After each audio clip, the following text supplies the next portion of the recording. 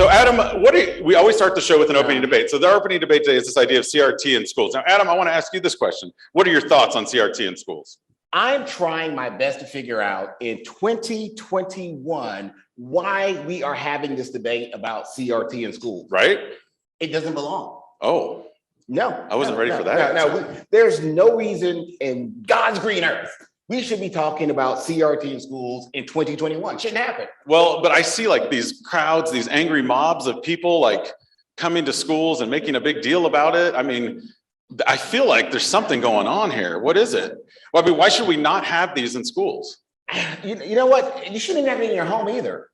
Wow. I was not ready for this take, y'all. I mean, I thought we were going a different direction because I personally have a ton of cathode ray tube televisions in my house still. And I think it's important that we still have some of these in the, how many of you still have one of these in your school building somewhere? See, there's still a few of that going on. See, I think it's okay. Yeah, you know that nice little hum when you click the button at the very bottom to turn on it? Oh yeah, and it takes like 10 minutes for it to start up. Yeah, I mean, this has to be the CRT we're talking about, right? That's what I was talking about. What did y'all think we were talking about? Yeah, it's not that kind of podcast. Okay. So what do we learn, anybody? What do we learn from the pandemic? What did you learn, Adam? I learned how to bake bread. Let's see. Any bakers out there? Yeah.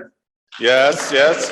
If you're in the chat, go ahead and drop in something. What did you learn during the pandemic? Anybody learn something in the pandemic? Someone shout, what's something you learned out there? Give us something.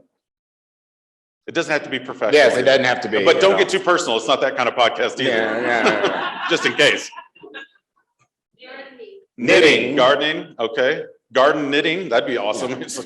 Kind of knit while you garden at the same time. That would be amazing. You know, Carl, one thing that I learned is it ain't that serious. Okay, explain.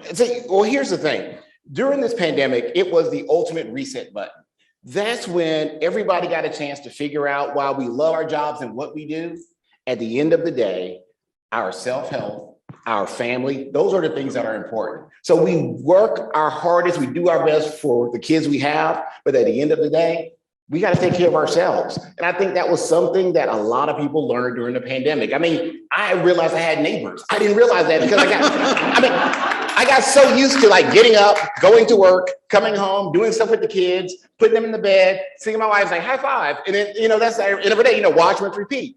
But like having that time where we stopped, I saw people walking, I saw people like riding bikes. It's like, wow, there's people out here. There's more to life than just working. So for me, learning to take time for myself and take time for my loved ones that's for me. And I got to give a shout out to DL in the chat who says his big thing was hacking the Fire Stick. You know, out of anything else, he learned how to hack his Fire Stick, which I think is super important. I agree with you. I will say it was interesting because when March 13th happened, my kids were about to go on spring break. Y'all have spring break around that same time, 2020? Yes. 3 weeks ago, my youngest two kids just went back to school. So it was a 587-day spring break. That was the longest spring break I've ever had. And I love my kids. But, you know, they were ready to go back. Yeah. We were ready for them to go back.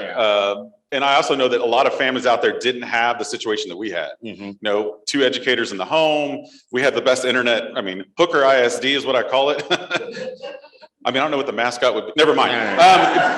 We're not going to go there. It's too early in the morning. But we had a great setup for them. But I know that a lot of families out there didn't have a great setup. And I also think it was interesting. I don't know if you guys experienced this too, but some students did really well in this environment. Not all by any stretch. A lot of them didn't, but a few did. So I feel like it would be dismissive if we just all of a sudden said, okay, we're not going to do that anymore. Like we're going to go back to normal. We'll talk about that in a second. So that brings me to my next question, and that is this. What should we forget? Like what are some things that we did in schools before pandemic, before pandemic? Yeah, that we're not post-pandemic. Well, we're not even close to that. What do we have now? Like the Omarion strand or something? It's a Omicron. What is it? They said it sounds like a transformer that can't smell or taste. Yeah, Omicron. Yeah. But you know, but here's the thing, like going to your point about what we need to forget, I think in this whole process, we looked at kids that got a new way of learning during this whole process. We need to forget what we did before with those kids. Okay. Because before with those kids, we were doing what we did for all kids, and it wasn't working for them. So we need to forget those bad habits that we had with those students. We need to forget those habits that didn't allow them to be their best selves in our classroom. And you know what? It's one of those things where a lot of students got more support during this pandemic than they've ever gotten before. Because I'll challenge anyone. You probably have more contact with your parents now than you ever did. Or ever wanted. As I've seen from the board meetings lately. Yes. Everybody got, the whole country got magical PD on Zoom. Shout out to Zoom. Yeah, everybody got like magical PD because this whole thing was like, it'd be so hard to get people on virtual. Not anymore. I mean, people are doing church, they're doing everything. I mean, like, yeah. So like, we need to forget those things, that whole mentality that we had before that these kids couldn't do it, because they showed us that they can do it. I like it. We have some guests on our podcast too. So I'm going to ask our guests, the ones in the audience and the ones on Zoom, what is something that we should forget, or we should forget that we did before? If you're thinking in your mind, like what's something you think, man, we should just leave that practice behind. Someone give me something. Yeah? I saw one in the chat, homework. Oh, homework? Anyone? Yeah, we need to forget homework. Okay. A little bit of clap for that. Okay. I think I've got the winning answer, but I want to hear from you guys first before I reveal it. No? Yes, what are you thinking? Standardized testing. That was the winning answer. Standardized testing. So magically, most states, and I'm from Texas, he's from Georgia, most states actually put a pause on it, or they said, we're not going to do it. And guess what happened? Everything was okay. Like the kids still learned and things still happen. Almost like it ain't that serious. I know, or that important. So yes, I love that. Yeah, standardized testing, I feel like is something that occupies a lot of our time. My last year as an administrator in Austin, there was we did a sample of a student who's a junior. It was taking lots of exams. 45 days that kid was taking exams out of 180 days in a year. And of course, exams, SATs, pre-SATs. I'm like, okay, you're not really learning if you're just testing all the time on standardized tests. So yes, I agree. That is something we should get rid of. Now, I hear this phrase all the time too. When are we gonna go back to normal? So what was normal about what we were doing before? I mean, it was traditional. I mean, in terms of the K-12 environment, we had kind of the one form of delivery of instruction, right? Which was what? In person, scheduled, not asynchronous online. There were a few virtual programs, but not a lot. But and even with our virtual, we had systems and structures in place. And I'm going to talk, not my district, superintendent, if you're watching, other districts had systems in place that kind of, for virtual, it was if you could afford it, because they didn't provide internet access for students. And so if you had students who probably virtual could be their best form of learning, and they didn't have high-speed internet access, they couldn't participate in a virtual learning environment. I mean, we talk about alternative schools. I know in Georgia, alternative schools are for like the bad kids, but it really should be an alternative form of learning for your students who are regular 7 to 4, 7 to 3, 8 to 5, whatever their day is. That may not work for what they're doing. We saw this with the virtual learning environment where you had big brother or big sister having to support little brother, little sister, and they couldn't do their work. So if we wanted synchronous education, if I'm a high school student, I can't log in at 7 a.m. because I got to make sure my little brother is in his kindergarten classroom doing what he needs to do, because guess what? My mom's an essential worker, and essential workers, unfortunately, weren't the highest paid people. So they get 230, 215s and a 30. So like if they're not working, they're not getting paid. So those are those things we have to remember in this going back to normal, because if we're going back to normal, we're disenfranchising a lot of our kids. But more than likely, it's our students in poverty and our students of color who are adversely impacted by this structure. So we're setting them up for failure in the long run. I'm just saying. Yeah, that normal, we don't need to go back to. No, not at all. I like in the chat, someone said, let's make now the norm. And normal only exists on dishwashers and washing machines. It's very true. Very true there, Teresa. Good job. You know, it's interesting when I think about this, I think about my oldest daughter who's now in 7th grade, and she's 7th grader with the last name Hooker. So please pray for her.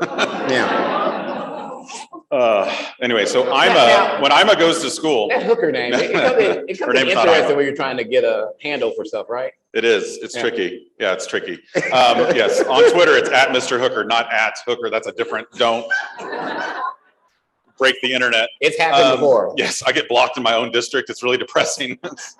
Anyway, with her, she wanted to take Italian, and she's going to this middle school. Austin ISD is a big district. We had about 80,000 kids, lots of different teachers. But the zone that she's in and the school that she's going in doesn't offer Italian. So I talked to the principal, and the principal's like, hey, you know what? There's a middle school across town that does. And I was like, awesome. I was like, what do you want to do? She's like, we could put her on a bus and drive her. I was like, wait a minute. Every kid's got a device, right? Yeah. And you've got a room like where a TA can kind of hang out. Like, why don't you offer a class where just the kids can come in there and they can take classes from other places in the city? And then I started thinking, why do we need to limit it to the city? I mean, I know there's funding and things like that, but couldn't it be other teachers in the state, other teachers in the country, or heck, she could take Italian from somebody in Italy, right? Yeah. I think some of this is going to start to stick, and you guys are going to see it in the next few years. We're still in a transitional moment. We're in the moment, I think right now, where you have the horse and buggy and the automobile on the same road. Yeah. And I think that's going to start to transition and change. That's why it's not back to normal. I think it's back to different. That's what we should be doing, right? All right. Now, here's my next favorite. This is one that everyone loves to talk about in education. Learning loss. Ooh, they're like hissing back there. I love that. Yes. Learning loss. We love having those catchy phrases, and like learning loss is a thing that now you're hearing everybody on the news. And it's a talking head point, because no one in education likes that term learning loss. If you like learning loss, make some noise. Cricket. Yeah, the mic didn't go out. No one's making any noise. No, this is actually not a sound effect. There is actually no noise happening in the crowd at this moment. Okay. But because here's the thing that I run into with learning loss. We're looking at it like our kids didn't learn anything when you're talking about learning loss. We have a group of kids now that have a skill set that they normally would not have. How many kids now know how to organize their day? Because they had to learn how to make a schedule because you had all these synchronous, asynchronous classes and all these things. So now kids have figured out, wow, my phone has a calendar app. Or like, I know in your house, because my kids did the same thing. They started using their Alexas to set alarms, set reminders. Yep. And to make announcement. My wife was like, Kate, get downstairs. Class is starting. And then it shows up on your watch. Yeah, they also learned Tik Tok, which was amazing. We'll get into that later. I don't know. I mean, I think, what do y'all think? Give me an idea. Someone give me a thought on this phrase, learning loss. What is your thought? Someone brave enough to stand up and say, hey, this is what I think. This room is mic'd, by the way. So just so you know, you don't have to identify yourself in case you're worried about that later. But I mean, I see some people in the chat saying, I hate the term. Our kiddos learned a whole lot. There was no such thing as learning loss. I mean, who wants to share something? Anyone got, okay, yes, ma'am. So I kept thinking when I started to hear this term, learning loss based on what? Because the whole world is where we are. Right. Learning loss would only assume that some people sped ahead while the rest of us stayed behind. But if we all paused, then was there really a loss? Yes, one more. Yeah, in the back. It's only learning loss in correlation to standardized testing. Ooh, there we go. That we didn't have to give. So if you didn't hear that, she said it's only learning loss based on, if we base it on standardized testing that we didn't have to give. And there's some preaching and applauding in the Zoom chat for you too. I think that's part of it. I think when I did all my research on this back in like April, when they started really bringing this phrase up, I came up with a new phrase. Yeah. I was actually at an automobile shop and I was getting my car, an automobile shop. That just sounds so official. Yeah. I was at an automobile shop getting my car worked on in Austin, Texas. I don't know why, my voice and accent, everything. Anyway, it's early. Let me. And your posture changed. It was like I set up a little bit more. This is my British voice when I'm in Austin, Texas. And they're working on my car, and I was like, you know what? This is what I'm looking. They were like, well, we can get it back on the road, but we got to realign this to do this. And I was like, wait a minute. There's the phrase right there. Wait, realignment. And I looked it up, and realignment is the changing of something back to a former or different state, which is, I think, what we need to be doing. We need to be realigning what we're doing. Not changing everything, remembering some of the goods that we got out of this and also some of the things we did that were good before, but then changing the path forward. So I think it's learning realignment, not learning loss. Even our standards, realigning our standards. Right. Because here's the thing, we have kids, and I think we're talking about this graphic where it talks about the last year kids had normal school. Right. My third grader was in kindergarten, her last normal year. Yeah. And so we need to realign what these standards, these milestones these kids are supposed to make, because they make different ones. Not worse standards. They're making different progress, different standards. So our whole structure needs to be realigned to where we are now moving forward. We need to adjust the skill set and the mindset of our teachers and our parents, because the parents hold us accountable. So we have to realign our parents' way of thinking about what your kids should be doing at this age in the classroom and in public. I'm glad you mentioned like, because kids now, they have a whole different mindset. Any elementary folks in the room?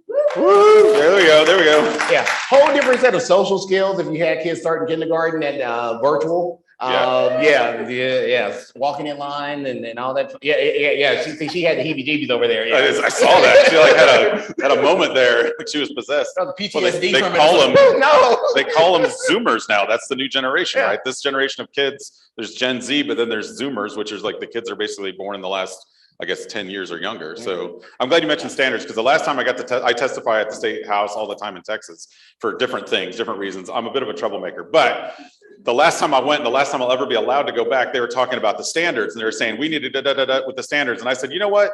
In schools, we've already upped our standards, so up yours. And I gave him a thumb. I didn't do the other finger, and I was never invited back again. I wonder why.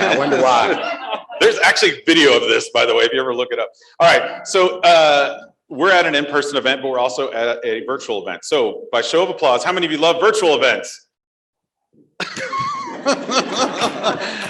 Who loves in-person events? Okay, I think this is going to be sort of the norm going forward. I kind of like the idea that there's people that are interacting on the chat. Yeah.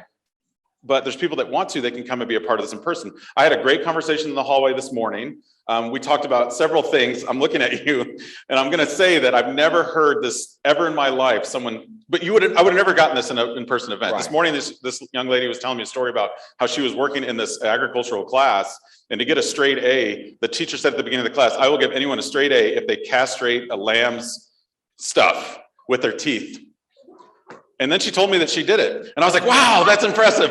I would have never learned that at a virtual event, you know? I don't, the visual of, anyway. Yeah, So yeah. Thank you for letting me share that story. I'm not calling her out. I'm looking at her, but I'm gonna look away because I think she's turning red. But I think that's part of the interactions that are hard to mimic online, is like sitting around the coffee. By the way, give it up for the hotel here and the staff here. Yeah. My God, they're amazing. Yeah, the coffee chats. Coffee chat. So those of you online, you're missing out on some great coffee, some snacks, and those kind of kind of intimate, quick conversations is where I learned a lot at a conference. I mean, because I've gotten to the point where at some conferences, like I've cut back some of my breakouts because I've been able to find my whole tribe. You know, you find your tribe at these conferences, and then you start talking about, like, you may be in a session and somebody doing something like, hey, what's that over there? And it's like, oh, okay, well, I'll talk to you afterwards. Next thing you know, you're talking and you missed your session that you had signed up to go to next because you're having this deep conversation, but you gain so much more from those little breakout kind of conversations that you have. But one thing I have to say about the virtual conference, it has provided more educators access. And you can't take that away. Yeah. Especially when I feel like administrators are the first to go back to in-person events, but they're not going to let the teachers go a lot of times. And there's this imaginary line that you can't travel outside the state. You know, be careful. If you travel outside the state, it's $1,000 more expensive, even though, like, in our state, Houston to New Orleans is actually closer than Houston to El Paso, but never mind that. You turn to salt, I think, like you leave the state line or something like that. That does. Because we're in the Bible Belt in Georgia, so that's what happens. But it's one of those things where you have to have that human interaction. But I mean, like, for example, love ISTE. Okay, love ASCD, some of the, those big conferences. But when you look at what it costs to go, and what you look at, like, to your point, the hotel expenses and some of those, and you may have some teachers that really want to go, or going back to some districts that just don't have the financial backing to send people. Does it mean that their students don't need the teachers to have the best strategies to bring into their classrooms? Because that's what it is. When you go to these conferences, you get better at your craft. You're able to impact the classroom even more. And so you have this whole segment of educators that have been kept from something like this. Right. So having this virtual piece does give them some insight. Now, I know they want to come later, but now they know what they're missing.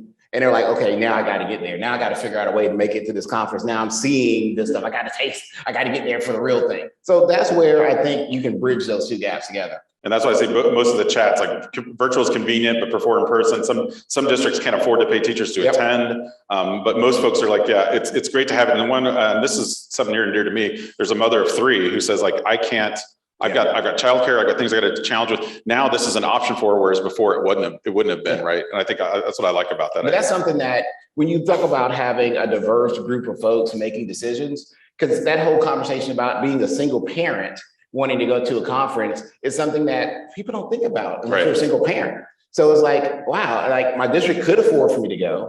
I have the skill set to go, but I got 3 kids and I don't have family around to watch my kids. So how in the world am I going to go to a conference that's overnight? Right. You know, so those are those things, unless I make them stay in a hotel room and do virtual learning. Yeah. When I ran a conference in Austin, Texas, I used to do the last 3 years, I started to do, we had a camp, there was a kids camp, and I think schools should do this too. So we ran a 3-day conference and we had people from all over the world come in, but we also had a kids camp in conjunction with it, a coding camp, so that the teachers could bring their kids. The kids absolutely loved it, right?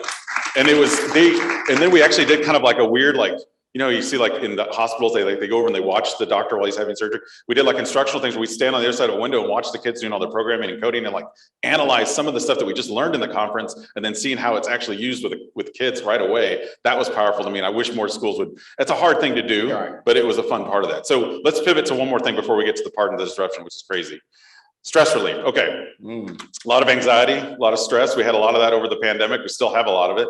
I'm going to ask the audiences, what are some ways that you relieve stress besides drinking heavily? I mean, water.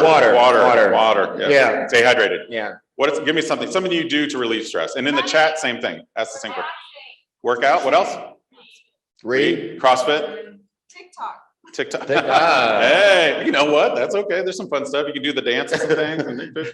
End up doing a lot of this. Yeah. We got video games, walking outside, baking. Someone said curse. See, when we were in Vegas, we got a different answer. That was a very different answer in Vegas. That was a different show. Netflix, shopping on Amazon, painting. Yeah. Watching She-Ra and the Princess of Power. I mean, very specific. Mine was Squid Games, which is a very de-stressful show. Red light, green light. What about you, Adam? What'd you do to relieve stress? You know what? I am going to be all sappy with this one. Oh. Yes, I know.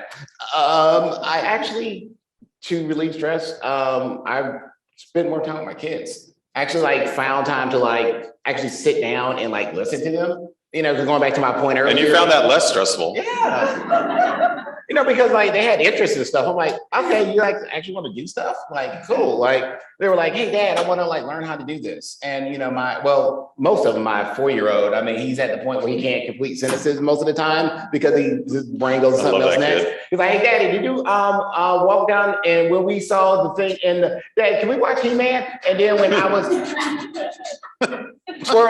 but actually, you know, taking that time out and spending more time, I think my stress relief, I got a chance to reconnect with my kids and get that Papa Bear time. You know, there's when, hey, Daddy, let's just watch something on TV. You know, getting that time where I'm just sitting on the couch and they curl around me and it's like, then I'm looking like, I've made my own people. I mean, it's almost like they're little versions of you. Like, have you made your own people? I have, actually. It's really unusual. And I'm their leader. It's like those are those moments where you're like, you know, it's like, Yes, I had 3 girls, and we did the Harry Potter, the whole thing. We went, but the rule was we had to read the book before we could watch the movie. So we read during the pandemic every single book, watched every single movie afterwards, and then compared notes as to what was the difference between the movie and the books. Which I did also when I taught first grade too, by the way, way back when. We actually did a field trip once, and I said, guys, we're going to go see Harry Potter, the movie, because it just come out. And I found out that it's illegal to take kids to a movie during the middle of the day. So I said, optional field trip after school, parents bring your 6-year-olds. But I meant for the parents to stay. They didn't. They left their 6-year-olds. True story. They were like, date night. Mr. Hooker's got you. So there was a group of 22 6th graders watching Harry Potter and then I told like the 12 other people in the audience, like, sorry, you're part of the class today. And we did a whole class in the movie theater. But I digress. I forget what I was saying. Oh, yeah. So reconnected over things, some interests. I started showing them, you know, movies that I liked when I was a kid, like Vacation, which apparently is rated R, and I didn't know it. I got in real trouble for that one. You're never allowed to pick a movie out again. Like, all right. Rated R in the 80s is different than rated R now. PG in the 80s. PG. Goonies? I mean, that's like kind of creepy, but yes. Yeah, I started watching Beastmaster with my son, and like literally like, I mean, I used to watch it on TBS all the time. And then like I watched it on Amazon Prime and like literally like, you know, 2 minutes into I was like, whoa. You can't do it. You can't do it. No. Well, this brings us to our exciting part in the disruption, which you guys have not been a part of. If you've seen the podcast, there are some times where we do these. This is a very high, fast hitting. It looks very similar for those of you that ever watched a 4-letter network that goes by the name ESPN. Very similar to that. We're not saying that it's anything to do with that, but in education, we do like to borrow sometimes. So we're borrowing this, let's just say. But essentially what we're doing is you'll see a clock up there. It's already started. We're going to power through a lot of topics really quickly, and then kind of bounce these back and forth off of each other. So again, I mentioned it earlier, Adam, March 2020, the longest spring break in history, things you learned, things you didn't learn. If you could go back in time to March of 2020, what would you tell yourself? I'm asking the chat and you guys think about this too. What would you tell yourself right before that moment? What would you do? Well, I would have told myself to buy some stock in Zoom and Pfizer and Moderna and. So you're greedy, I get it. I was just thinking like, go to the store and get more toilet paper because right? Because like we ran out of all the, like in Texas, there was no toilet paper for like 3 weeks. I was like, what is going on? Why do you guys, it's like toilet paper, water, and flour. We couldn't find any of those things. Well, everybody was baking bread. That was a huge thing that took off during the pandemic. And apparently bread makes you have diarrhea and you needed a toilet paper. I don't know. I'm just, maybe, I don't know. Diarrhea of the mouth, maybe. Out there, what about you guys? What's something that you would do differently if you could go back in time and talk to yourself about March right before that day happens? Got faster internet. Oh, faster internet, yeah. Faster internet, yes. Get some nice, be the first one to get the designer masks. Because you remember that time in the pandemic where everyone just got the medical grade the first like month or two. And then there was like the designer ones with like the glitter that I see a few of you in the crowd wearing, right? Be that first person on Etsy to do that, yeah. You know, but it's one of those things. Everybody kind of thought it was going to be a week. I know we first shut down. It was 2 like weeks. 2 weeks. 2 weeks. 2 weeks. It was like Still 2 weeks. 2 weeks. And we're sitting there like, nah, this is going to be longer than 2 weeks. Like, I think everybody kind of non-decision makers, like, it's going to be longer than 2 weeks. Decision maker, it's going to be 2 weeks. DL is blowing Not up. my superintendent that's watching from home. No. You saw this coming a mile away. I don't know who DL is, but they keep blowing up the chat. This one, they said, stop eating for boredom. Yes. Don't worry about Clorox wiping your bags of groceries. Oh, gosh. I remember that. Oh, my. Wipe every single thing. Yes. Invest in plexiglass. Yes, that's true. Yes. I mean, I found a new appreciation for Instacart. I have yet to like go grocery shopping since the pandemic. Like I go in and buy, I mean, like some meat or something, but by and large, like I'm all Instacart now. Like every week I'm like getting in my order. In our house, they give me the order and it's Instacarl. It's almost the same thing. Okay, so there's been a lot of remix. You know, Taylor Swift just put out a whole new album. Woo! All right, some Taylor Swift fans in the crowd. All right, sing us a song. Swifties. Yeah, the Swifties. That's right. Movies have been redone. We've got all the we got the new Ghostbusters. I haven't seen it yet, but I heard it's pretty. Yes. Okay. Some people saw it. They like it. So everything's being redone. So it made me think, Adam. Oh, and you're asking me this question. Yeah. So when we look at this, what's something in ed tech that you think we need to bring back? Overhead projector. No, not the overhead projector. Although I think we need to bring back the mimeograph machine for no other reason than for the de-stressing conversation we had earlier. For those of you that are old enough to know, that thing was amazing. And by the way, people go into the teacher's lounge and just kind of hang out because you would smell the smell of that thing. You're like, I feel pretty good. I don't care what I'm teaching the rest of the day. I feel good, man. Hold on a second. Let me grab this Sharpie paint marker as I walk away. Oh, feels amazing. Like the vis-a-vis markers on the overhead. Yes. Yeah. Like no one ever like used where you're supposed to spray it. Like I had a teacher that would just like lick her finger and like make the correction. You got that permanent. I used to spray the spray bottle, but here's a true confession. There was a certain student that I didn't like too much, and I put him right on the other side of the overhead. So I'm gonna go, oh, sorry, I got you again, Damien. My bad. My bad.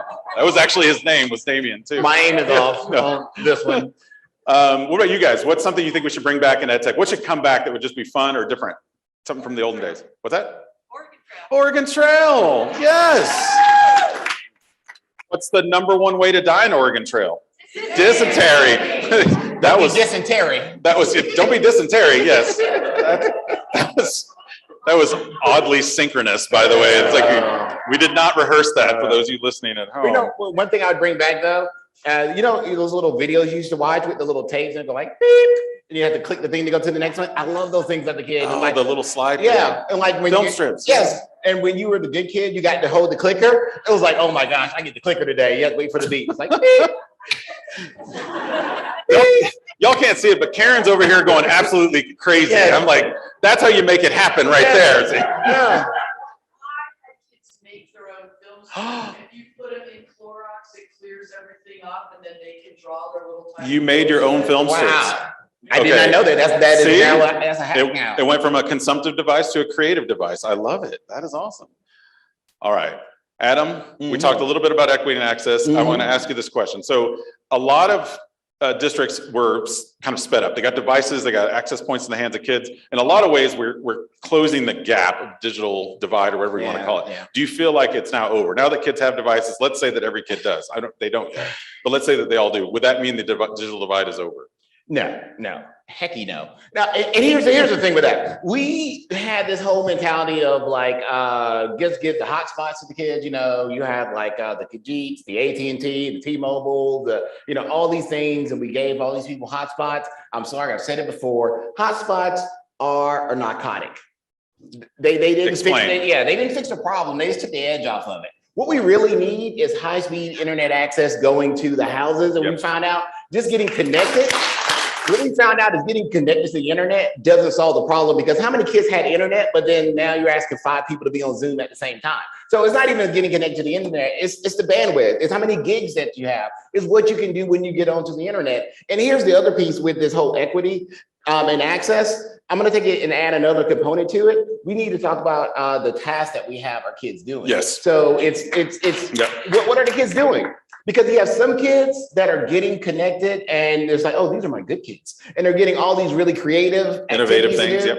And then you have the kids that they struggle. And so what do? We put them on drill and kill stuff. Right. They're constantly on, these are the kids that had the most learning loss. So guess what? We need to put them on this, and I need you to do all these modules on your own. Click, click, click, click, click. So are our kids having the tasks that are asking them to stretch, that are asking them to get those skills that we're going to ask them to do? Are we setting these kids up for failure? So that's where I think this divide is now. It's not necessarily getting the kids on the internet. It's what they're doing on the internet, refining those skills, giving them those 21st century skills, which is odd that we still talk about that, but giving them the 22nd century skills. There we go. Is it too early to start that yet? Do we do 22nd entered? Yeah, these metaverse skills. Oh, we're going to get into the metaverse. Yeah, I agree. I think that, sorry, time is up. Yeah. Where are we going? Oh, we're going into the speed round now. Oh yeah, speed. You ready? Yeah.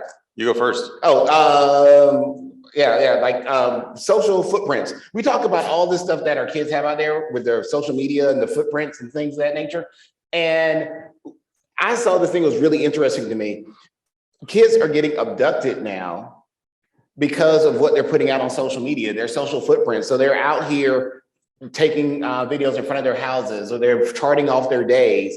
And all these people are now following them, making conversations with them. Scary. And then now they're like, oh, I know you because I've met you on my TikTok and you've talked to me a couple of times. So let's meet up and I want to show you what we're doing. And now we're having, I know in Georgia, we're talking about how sex trafficking with minors are increasing now based on social media and their footprint, and they're leaving a trail where people can follow and abduct them. So it's one of the things we need to do a better job of educating our students on that. Absolutely. I think with me, whenever and I'm thinking about just in hiring specifically, like when I hired ed techs, I would look at their social media profiles. Now, if their profile was blank, nothing, it wouldn't really be a plus or minus score. It's just like, okay. But if they put really amazing things out there online and they empowered themselves to actually put great content out there, to me, it was a little bit of an uptick. And I even told them, I was like, I'm looking to see what are you putting out there? Because I think it's important that we share those best practices with the world.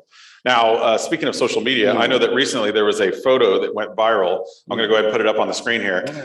This is a viral family. I think you might be able to see Adam in that picture. Tell me what happened here, Adam. Now, what's going on in this photo? Because it blew up. Like there was like 2,000 shares on Facebook when you posted this. They went up to 20,000. It was like crazy. So what literally happened? My mom. This is my mom and dad. They're in blue, and all my siblings are wearing red shirts, and their spouses are wearing green, and our kids are wearing gold. And so we just thought it was like a cool photo. We took it, posted it, and like, oh, my mom's retirement. We finally got together after like 10 years because everybody's always kind of been somewhere. And all of a sudden it got shared somewhere else. Next thing I had to turn my alerts off. It's like 20,000 shares. But, oh my gosh, this is so amazing. was on the like marriage club website. They were like, you guys are so amazing. You're like the Huxtables. I said, yeah, minus the weird Bill Cosby stuff. But other than that, Yeah, not a good. yeah. That didn't age well. Yeah. But, but you know, it was one of those things. And then all of a sudden we started seeing this post showing up on other places. So like, it was like a travel site that like shared this post. It was like, plan your next family vacation with us. And they used our What? picture. Yeah, it's like, you didn't plan that. Well, it was me and my siblings got on Airbnb and found this place. That wasn't you, but it became a thing. And so like my sister emailed people like, hey, you didn't plan it there. And then they blocked her. And then my other sister said, hey, and they blocked her too. And then they went ahead and added a byline. Oh yeah, we didn't plan this particular event. Oh, they had to put that. That's brings us to this next point, which is who owns it? Yeah, when you post it, who owns it?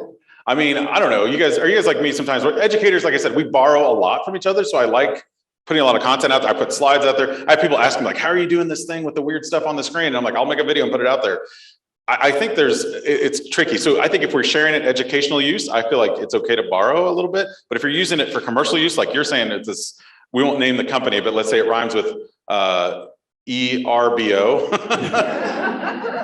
Herbo that was using this thing. I mean, I think in some ways you got to be careful because I think, you know, you got to have some credit. There's got to be any librarians out there? Anyone work with librarians? Mm-hmm. They're very quiet. You can't. Oh, there are some librarians. Okay, good. They know what we're talking about, right? And we talk about that Creative Commons and attribution and all of that. I do think that needs something we need to be practicing. One thing that I started telling teachers as they work with their students, teach students how to make their own watermarks and watermark their images and their videos when they post them online, because it's their content. And so once kids start realizing that there's their content and they can watermark it, put a little stamp on it, put their little at whatever on their images, it's their stuff. And then now they're a little more cognizant of other people's content and they don't take their content because they're like, okay, I'm a creator. I want to get content from my creation, just like I want to give somebody credit for theirs. So make sure that they're monetizing it that way. Yeah, speaking of creating content, TikTok challenges. Anybody experience that funness in their schools? Yes, yay. And a lot of applause because I wouldn't. Anybody's bathrooms got jacked up? Anybody? Yeah. I'm like, why can't they make a TikTok challenge? It's like, hey, here's what you do. Bring a coffee to your teacher today and put it on TikTok. Ooh, here we go. Or like, how about this? Like, don't like put your Chromebook on the oven in your house. Yeah, that actually happened? Yes. Yeah. My favorite was the iPad that was obviously on the roof of the car of a kid who drove down the street, brought it in. You could see the tire mark going over it. And he's like, I don't know, I got it and it was this way. I was like, there's a tire mark and cracked glass. I don't think it just became that. But yes, not to mention, you posted a video of you trying to launch it off your car and posted it on TikTok. So now I know that it was you. Yes. And you know, as the kids say, they're dry snitching on themselves by posting on social media. Yeah. Dry snitching? Yeah, dry snitching. That's a new phrase by me. Yes. That's a new one. Yeah, no cap. Wow. All right, so Carl, this is the next thing I want you to talk about here. So like, we talk about going into space. What are your thoughts about billionaires in space? Billionaires in space! Space! Remember that, was that Muppet show that was the pigs in space? I think it's good, bad. I mean, some interesting looking rockets on the screen, I'll just say, but I don't know what's going on there. I was who has the biggest rocket? You're making me blush. I always wanted to be an astronaut. So for me, I'm thinking maybe there's a possibility. I mean, I'm not a billionaire, but at some point in my life, you know, I might be able to go into space now, whereas before I wouldn't. So I think in some ways it's driving innovation and we need that. It's definitely a big flex for these guys, right? Yeah. It's like, who's the first one to get into space? And who's the first one to do this? So I mean, I think it's kind of both. I mean, I feel like it's kind of annoying, but it's also going to be good for us late down the road. Yeah, it's one of those weird, like you said, flexes, because those people could do a whole lot with their money and they're choosing to burn it. Literally, I'm going to burn my money and show you how much millions of dollars. Yes. You know, I don't know. This is what we're talking about, finishing the last mile, a gig of internet to every house. Like literally, there you go, right there. That's it. Yeah. A lot of shout outs for William Shatner, by the way, in the chat, because that was cool to see him go to space. They put Strahan in space, oddly enough. Michael Strahan went to space? Yeah, he went to space. Did he really? Yeah. There's a joke there, but I can't figure it out with the gap and the teeth. But I mean, I like Strahan, so it's all good. So I'm going to ask you this question because at the beginning of the year, we do this thing. Do you guys have to do this? The required bloodborne pathogen training where you click through the videos and watch. And you always have that one guy who's like way into it. Yeah. And then I just saw this, but what's going on with the girl way over there? She's like, what is happening over here? Nobody should look that happy about required training. No.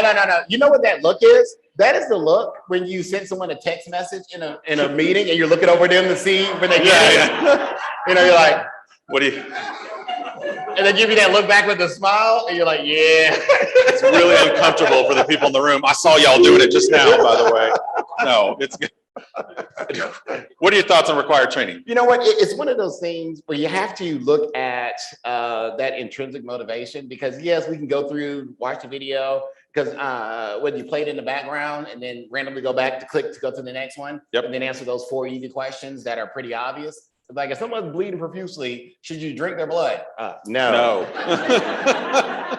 I pass my bloodborne pathogen. But you know, those are those things, even when you look at technology training, because there's a lot of PD and PL we want our teachers to be doing on their own to refine their skills and get better. So you have to have that intrinsic motivation. It has to have that teacher self-efficacy when you start talking about this kind of training.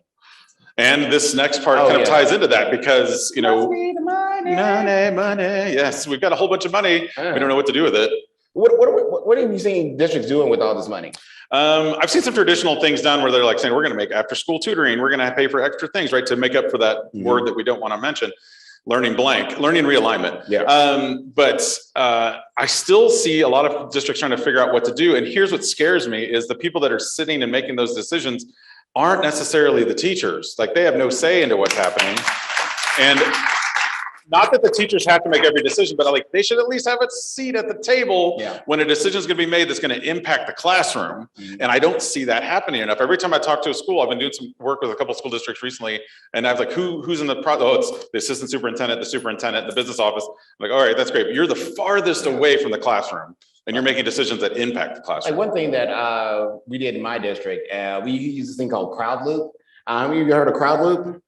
Nope. Okay. It lets you crowdsource ideas. And so we did that. We pushed it out to our staff, and we were able to crowdsource these ideas, and people started feeding into it, and like the circles get bigger as more people start getting some impact. Okay. And so that was the way we kind of got our teachers to get some feedback. And then we vetted their stuff once they said, hey, let's do this. And then we were able to come back in and vet it. So if you're not doing anything like that, crowdsourcing from your staff, from your parents, you definitely need to do that, because we want to make sure people know what we're spending our money on, because we got to be held accountable for this stuff. And Speaking of spending money, tis the season. So Carl, Mr. Hooker, yes, tell me, what is on your wish list as a geek? All right, my favorite thing that I'm getting right now is I've been working with schools that want to do multiple screens in their classroom, but it's super expensive to put up like monitors because you want to have multiple screens. So I have this little Nebula projector. I don't think I brought it with me. It's about the size of a Coke can. It's $250 on Amazon if you get it at the right time. And you can project on any surface. It can AirPlay, you can Bluetooth to it. You can plug in HDMI for your Chromebooks, your iPads, doesn't matter. You can plug it in and you can project on any surface. So instead of buying like 4 TVs that would cost thousands of dollars, you could buy 4 of these things for $1,000 and have it presented on every wall. So that's my favorite gift hack. And it takes the learning from one person to multiple people in a classroom.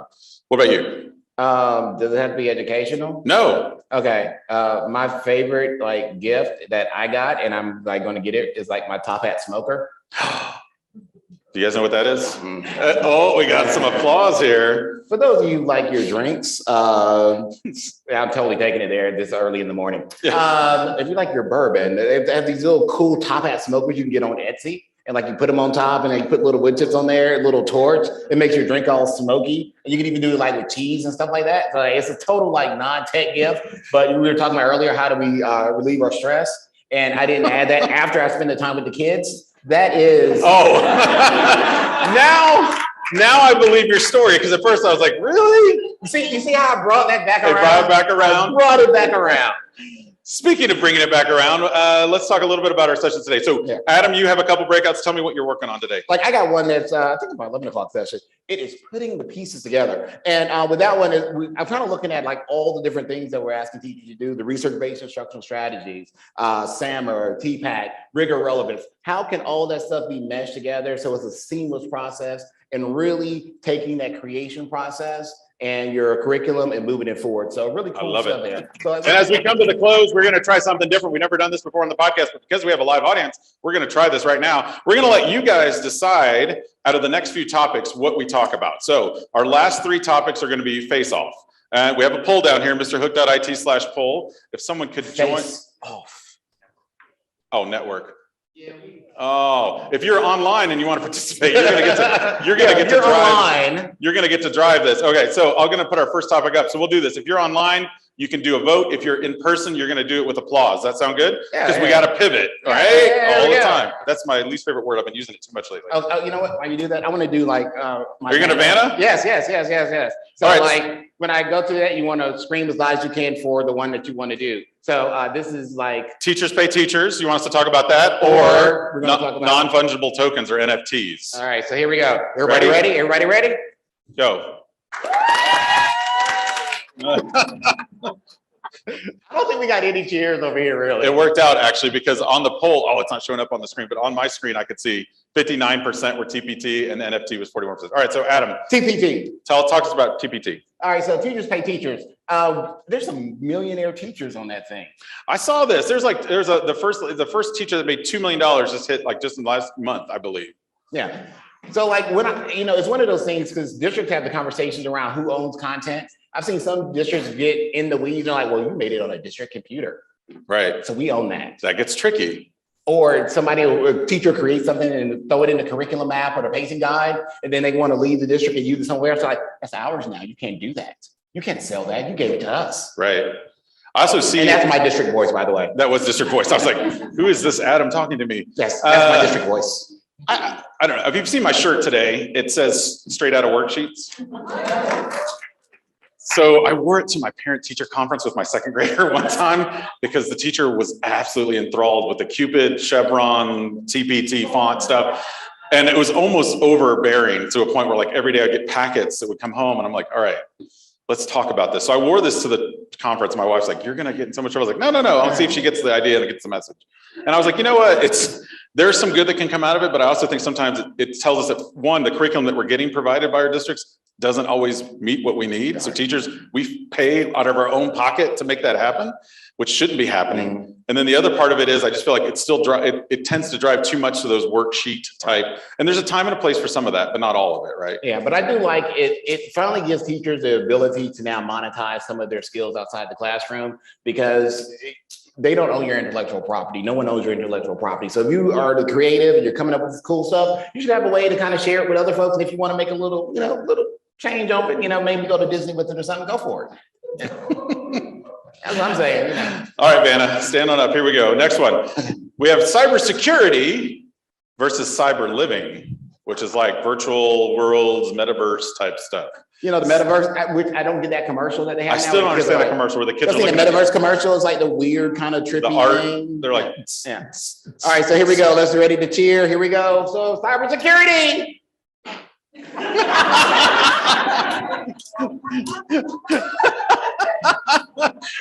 Wait, I didn't hear you. Again, cybersecurity. The one guy in the back, the IT guy. Woohoo, let's talk about it. Wait, it's the guy from Zoom who wants to talk about it, of course. That is very important. So yes, we know. We see the updates, Mr. Zoom man. All right, cyber living. Cyber living. All right. Just for the record, the online poll was 75% to 25%. A lot of people in the chat also put cyber living. So talk to me about cyber living, Adam. What do you think? Because now Facebook changed to Meta, then it's going to buy all these companies, Metaverse and Divya, all these companies are coming together to create what I think might be Ready Player One-ish type stuff.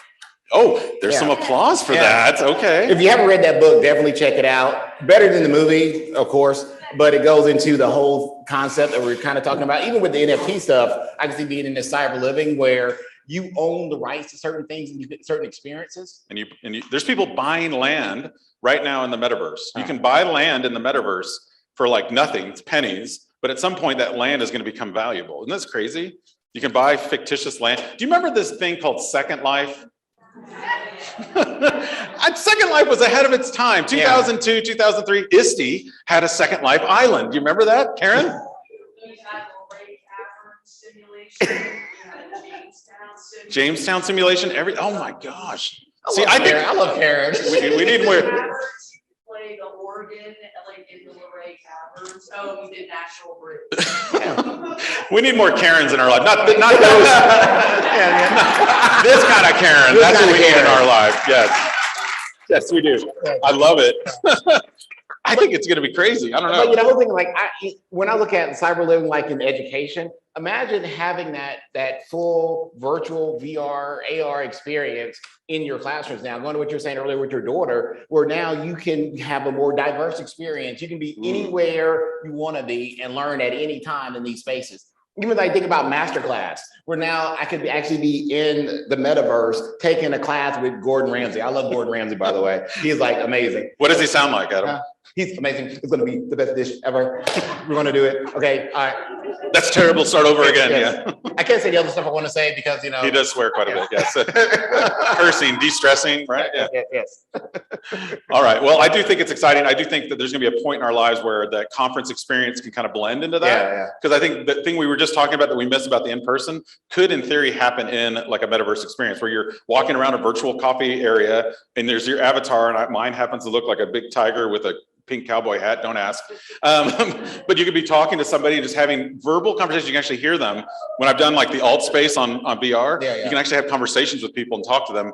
That's stuff that we miss. But the weird thing that I'm worried about though, because they have that one Oculus commercial and it's kind of weird and scary at the same time. I know y'all have seen that. It's like the two guys, they're like neighbors and they're playing the game against each other. And then like, they're like, oh, they're a great bond, but then they hate each other. Like when they're walking out, because they're like, they see each other and then he's playing and they're like, my neighbor's too loud. It's like, hold the noise down. He's like, yeah, you hold the noise down. Then they get back on, like, oh, my neighbor's a jerk. Yeah, mine too. So it's like, and it was the same, they were talking about each other. But they're like total friends on this space, but like in person, then they're not. So that's the only thing I worry about is that human interaction that we were talking about earlier. So people getting so involved in this cyber living that they lose that interpersonal skills and they can't relate to real people. Because we noticed that with our kids coming back, they had to figure that whole process Social out. skills, yep. So that's the one thing I'm really concerned about. I will say out of that back to that learning loss thing one more time. I think there was some social things, but the kids have recovered from it. They can recover quickly, but there definitely was some social interaction loss. And I think that's something we have to. I worry about the adults recovering because some of them were like, "Oh, this is perfect." Yeah, no, they are. I mean, yes, there's the introverts in the world. All right, last one. Here we go, guys. Best superpower for an educator versus best educational movie of all time. This one's going to be Okay, let me activate the poll here. so soak it in for a second. Soak it in. There we go. Activate. Now, poll has been activated, so this is online can go. So best superpower for an educator.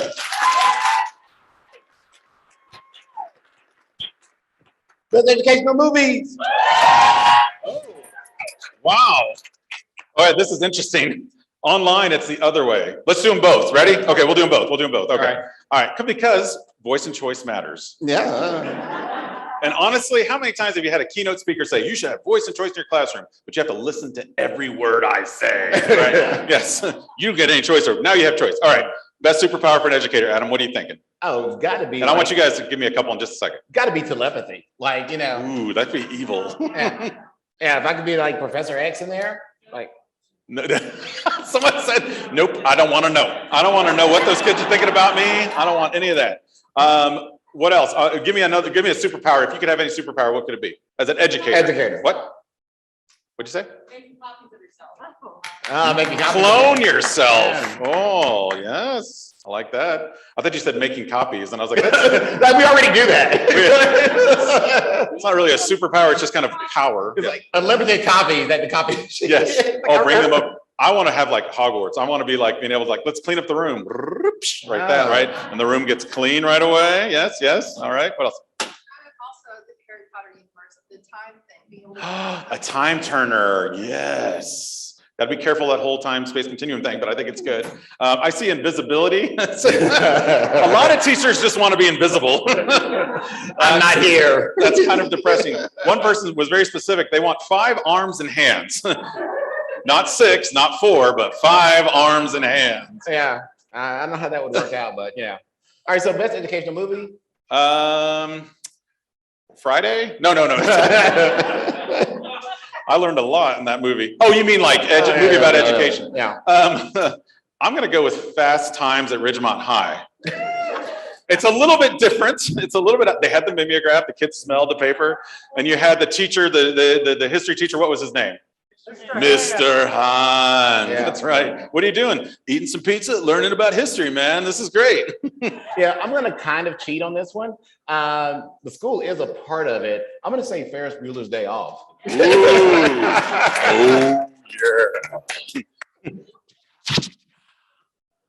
Oh, what else? Give us another one. Dazed and confused. Dazed and Confused, filmed in my hometown, Austin, Texas. What else? Lean on me. Lean on Lean Me. on Me. That's a good one. Oh, yeah. That was up in New Jersey. It was based on a Principal Joe Clark up in New Jersey. Yeah. What else? Mr. Holland's Opus. Mr. Holland's Opus, another good one. Y'all are good. These are good. These are much better than our choice. Yeah. I've got on here Breakfast Club. Well, Yeah, that was one. Dead Poet Society. does Barry Manilow know that you rate his wardrobe? Saved by the Bell. Now that's a TV show, but yeah, I think they had a TV movie. they do. Yep. October Sky. Oh, good one. I see Dead Poets. Teachers 1984. That was a great. If you haven't gone back and watched that movie, I think that's the one where like the guy dies like while he's handing out the test, and the kids just continue to take the test and hand it in and take the test. His whole entire class goes through. He's dead at his desk with a newspaper, and no one knows it because that's the kind of teacher he was. School of Rock. Bad Teacher. Bad Teacher's gotten a lot of votes. I don't know about our crowd, Adam. I do know about our crowd. I love them. So, well, everybody, we appreciate you being a part of this podcast. This has been a great experience. Yeah. Thank you. Give yourselves a hand. This has been the Undisrupted Podcast brought to you by Future Ready Schools. He's Adam, and you can follow him at AskAdam3. And he's Mr. Hooker. You can follow him at there we go. Not Hooker, but at Mr. Hooker. And remember, everybody, we are better together. And we are better undisrupted. Yes. This podcast is made possible by the generous support of Amazon Web Services.